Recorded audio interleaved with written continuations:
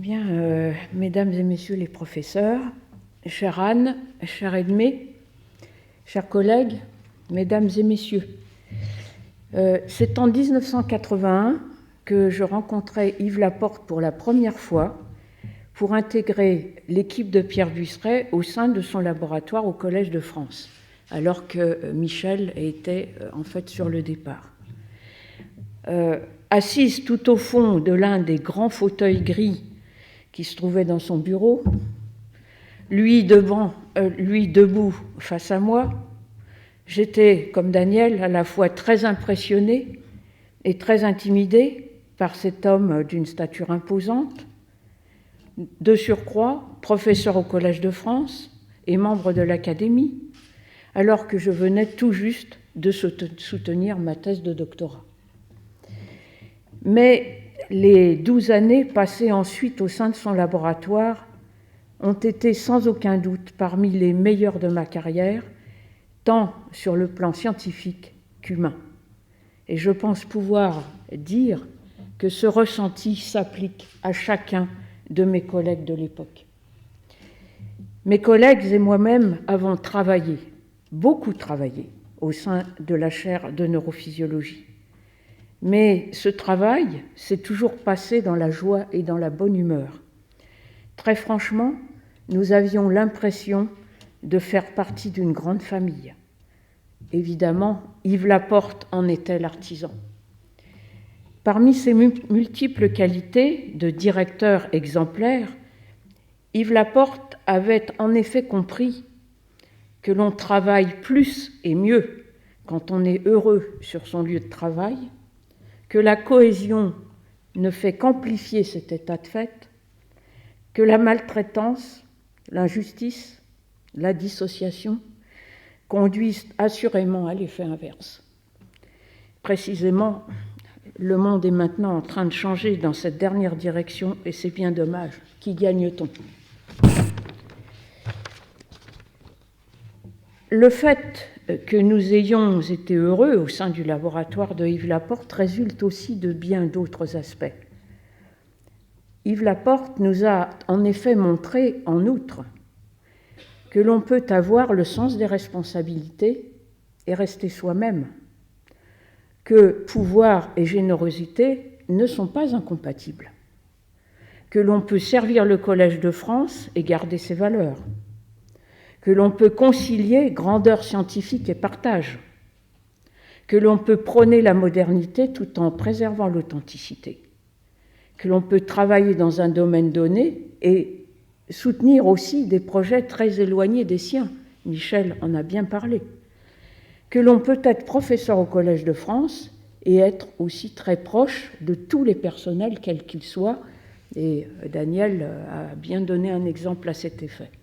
Et pour illustrer mon propos, j'ai choisi 3 anecdotes. Et la première, en fait, c'est celle qui a à faire avec les repas que nous avions chaque année au sein du laboratoire, en particulier au mois de janvier, pour fêter le Nouvel An.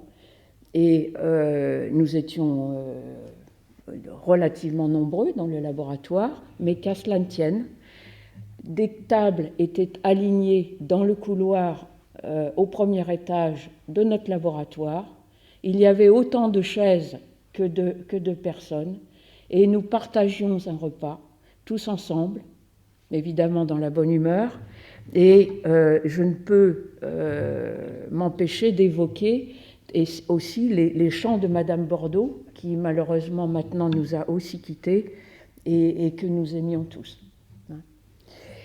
Yves Laporte nous a aussi montré que l'on peut faire preuve d'autorité tout en étant démocrate, que l'on peut être respecté sans violence, que le respect appelle le respect, que l'on peut mener une brillante carrière tout en étant généreux, que l'on peut faire preuve d'autorité tout en étant juste, que l'on peut donner une chance à un projet même s'il est complètement fou, que l'on peut être très occupé et rester disponible pour tous, que d'avoir de hautes responsabilités peut être compatible avec attention et écoute, que l'on peut avoir de grandes responsabilités tout en restant honnête, que l'on peut associer exigence, rigueur, fermeté et tolérance. L'on peut avoir aussi de grandes responsabilités et conserver son sens de l'humour. Et Dieu sait si l'humour de M. Laporte nous a tous marqués.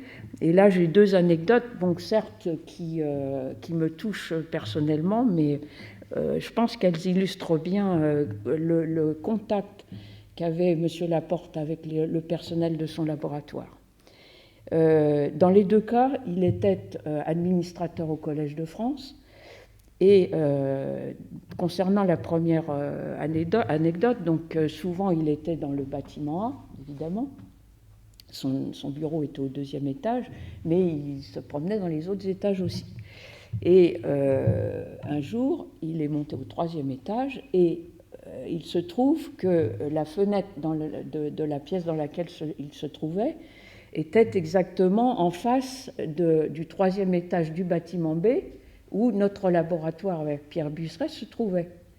Et Pierre et moi, on était en train de discuter, alors bon, je ne sais pas de quoi, mais on discutait bon, fermement et de toute façon toujours dans la bonne humeur également.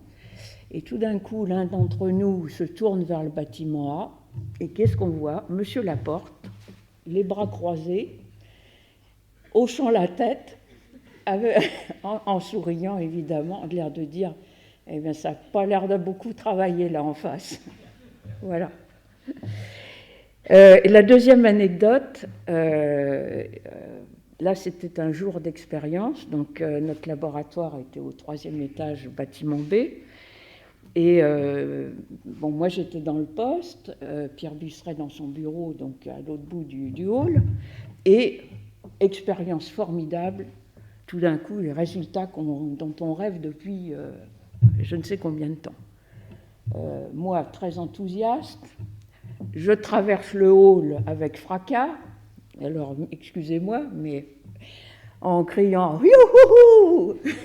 on a les résultats.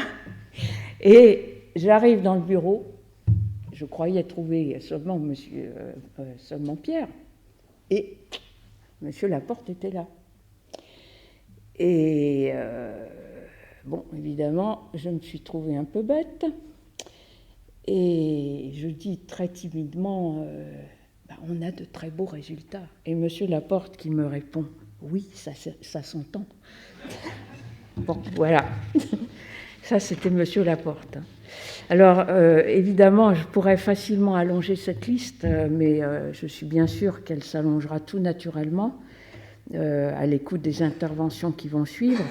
En conclusion, chers amis, Yves Laporte était certes un directeur de laboratoire exemplaire, mais il était bien plus que cela. Yves Laporte était ce que l'on peut appeler un grand homme. Il avait certes la grandeur de l'esprit, il a mené une carrière exemplaire, avec tous les honneurs, mais il a su également garder et appliquer la grandeur du cœur. Jusqu'au bout, il a su rester sincère, accessible et disponible, généreux et attentionné pour nous tous. Je pense aussi à son courage, pas besoin de vous dire pourquoi je dis cela. L'association de ces qualités exceptionnelles est suffisamment rare pour être soulignée. Mes collègues et moi-même sommes fiers, très fiers, d'avoir fait partie du laboratoire de Yves Laporte. Nous considérons aussi que nous avons eu beaucoup de chance de l'avoir connu et d'avoir travaillé avec lui.